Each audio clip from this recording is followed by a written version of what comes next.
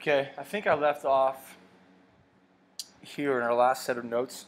So the Bill of Rights is kind of where we were today. We were talking about the interpretation, or the principles of the Constitution, and what those were, and we ended with judicial review. Then we talked about, you guys saw how the formal and informal changed the Constitution, but realize that the Articles of Confederation was a horrible document. It was weak because we did those things. Then you had the Constitution, which replaced Articles of Confederation.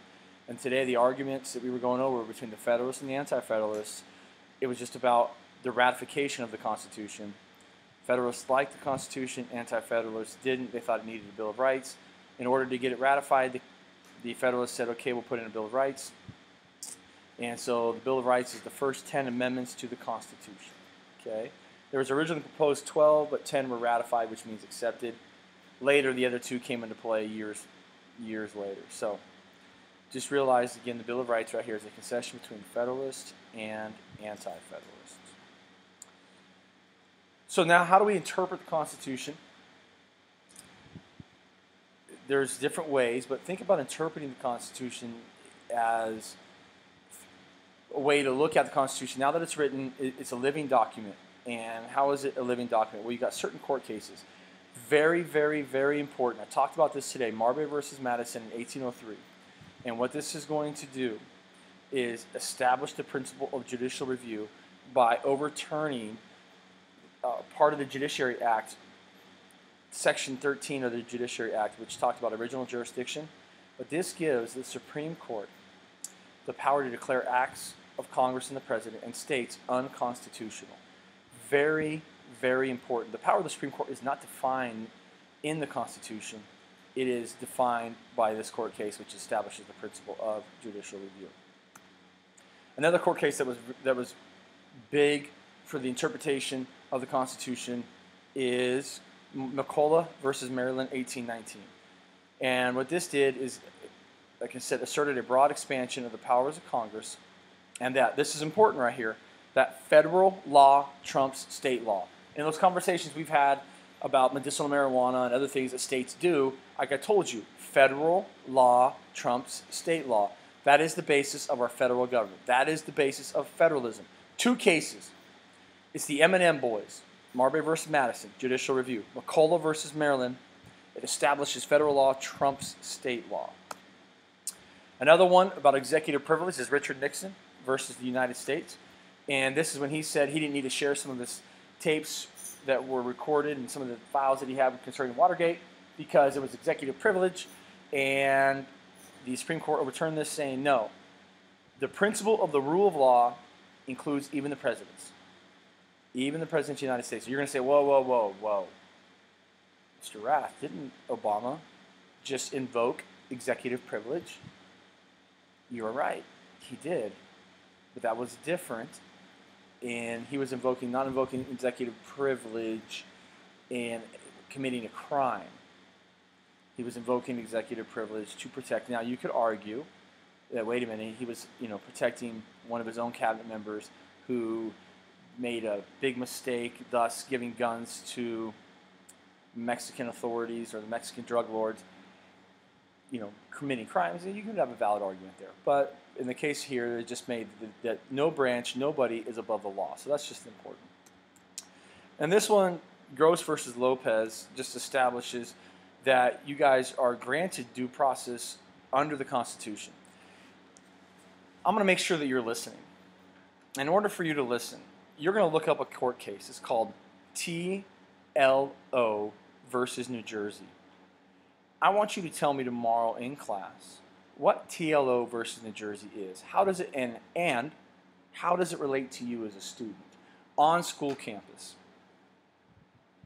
I am curious to what you find out. Alrighty, so let me know about that tomorrow.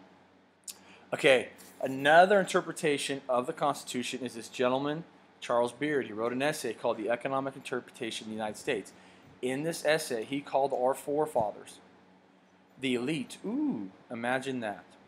And he said that they wrote the Constitution for their own economic benefit and their own economic gain.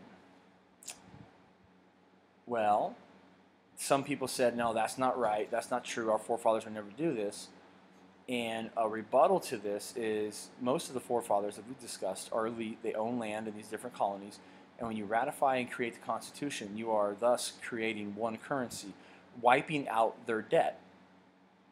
So the counter argument there is, no, that would never happen because they wouldn't do it for economic purposes. They did it for the will of the government. However, Mr. Westberg and I had a great conversation the other day about this very topic, and we were discussing that maybe the economic elite were so smart that they realized just giving up their debt in order to ratify the Constitution would ensure that they would be in power and control a vast majority of the wealth in the United States, more than they had for themselves, thus actually ratifying the Constitution for their economic gain. So there is a counter to the counter argument. But Charles Beard, this essay is very important because it talks about what the forefathers did, kind of slamming the forefathers, if you would, about what their intentions with ratifying the Constitution. And I gave you the rebuttal. Now the amendments, amending the Constitution, there's going to be two different ways. First, we're going to look at the proposals, and then we're going to look at the ratification process. Proposal is when you propose it. It's just like think about a marriage. You must first propose before they accept. You don't get married before the proposal. Okay, so you're going to propose the amendment, and then the ratification is the marriage of the amendment. So first thing is you got two types of proposal. The first one is a 2/3 vote by both houses of Congress. So the amendment gets proposed. It passes through both houses of Congress. It's not ratified, it's just proposed. Another way to propose one, and by the way, they've all been done that way. So they've all been done the first way. The second way is you have what's called a national convention called by Congress at the request of 2/3 of the state legislatures. The only problem is this, then it's going to become chaos because when you do this, what issues are going to be there, who's the delegates that are going to go, too many questions. None have been proposed this way. All have been proposed by 2/3 of vote by both houses of Congress. So once they're both proposed, there's also two ways to ratify. Okay? And the ratification process is this, accepting that amendment. Amendment is ratified by 3/4 of the state legislatures. Now this is done, very important, write this down, either by simple majority or a super majority. A simple majority is 50 plus 1. Supermajority is you got to have 2/3, 3/5, or 3/4. California is what? Do you think we're going to be super? Thank you. That was all Lee saying hi. Are we going to be super or are we going to be simple? So this is how all the amendments, by the way, have been ratified this way except for the 21st Amendment. Okay? Here's the other way for ratification. It's ratified by 3/4 of the states state conventions. You call it, again, it's much like the proposal part. State conventions, 3/4 of the states got to ratify it then. Only one's been done this way, the 21st. This way, the one we're talking about here, the one that is not in bold, is more of an example like direct democracy. The other one, again, it's more probably, if you want to relate it to anything else, representative democracy. The one not in bold, more people would be involved. Okay, so this whole process, by the way, it takes a very long time. It could take up to 7 years to get your amendment from proposal to ratification. The proposal at the bottom, the ratification part's the same. Okay, so anything you see here, it's the exact same wording. I don't even want to put it up here, but I have no choice. I'm trying to go faster. Okay, see, same thing. It's the same thing. Same thing. Alrighty, the power of the three branches of government. The power of the three, legislative, they make laws. They're very important. That's the biggest job of Congress, is they're making laws. Appropriate funds for laws and programs, approves treaties and executive appointments, establishes federal courts, and can override a presidential veto. We did that third grade worksheet today. That kind of goes over this kind of stuff. The executive, the president, enforces the laws, acts as commander-in-chief of the military, negotiates treaties, appoints federal judges and other top officials, and may veto an act by Congress.